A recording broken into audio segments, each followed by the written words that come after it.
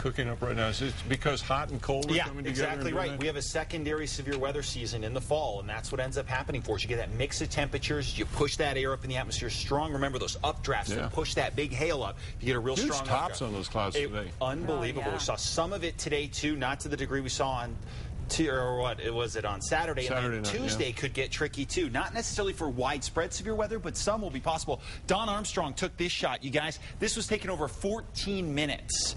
And he got the exposure. And if you look at the line at the bottom of the screen, I do believe there was a flight that came in and landed, too. So that was one of the shots, too. But Don gets some incredible stuff for you. And this is another one. So, Don, thanks very much. Beautiful stuff. 67 degrees in the metro right now. Southwest winds 6 miles an hour. An interesting next few days for us weather-wise. Let's break down this storm in excruciating detail. 50s and 60s to the north, down to the south. 50s, 60s, and 70s for us. Here is the storm.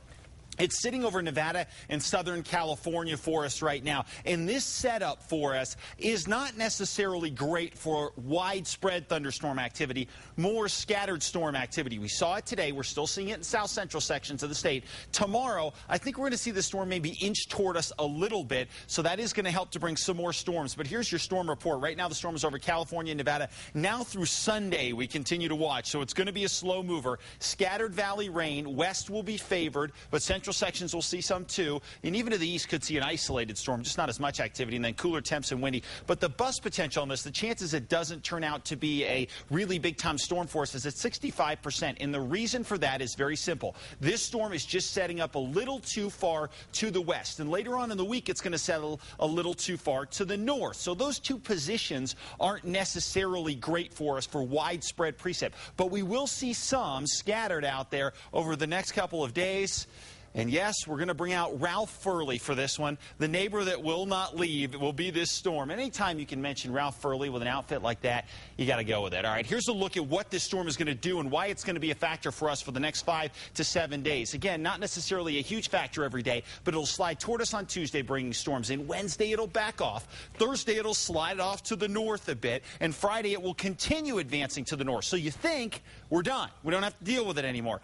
Not so fast. A piece of this thing could end up dropping back out of the main storm and in over New Mexico here as we head in toward the weekend as well. So if we actually take the mileage that all or pieces of this storm may well travel, we could be looking at this thing traveling 3,145 miles and never really going anywhere.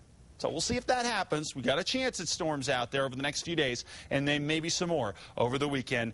We'll keep you posted. 70s across the Four Corners, partly cloudy. Good chance at storms here because you guys are closest to the storm core. And that will continue in Durango and Farmington really throughout the work week, where afternoon storms will be a possibility, at least in a scattered fashion. Good chance at scattered storms again across the southwest tomorrow. We saw them today. We'll see them again tomorrow. 75 Silver City, 83 in TRC. Over to the southeast, you guys won't have as many storms in your area, but still a spot storm or two, definitely a possibility. And overall in Roswell, you can see not as wet as what we're going to see in places like Durango and Farmington. Just spot storms over the next couple of days, maybe a little break altogether Thursday and Friday. North and east temperatures in the 70s here, so fairly cool with spot storms possible. Better chances over our higher mountains as they do a better job at converting over some of that moisture to storms. And then as we push into Santa Fe, next couple of days, scattered storms will be a possibility each afternoon with temperatures in the 70s. East Mountains, some storms around by tomorrow afternoon as well. I don't think we're looking at a repeat of Saturday night, at least I hope not. 68 Cedar Crest,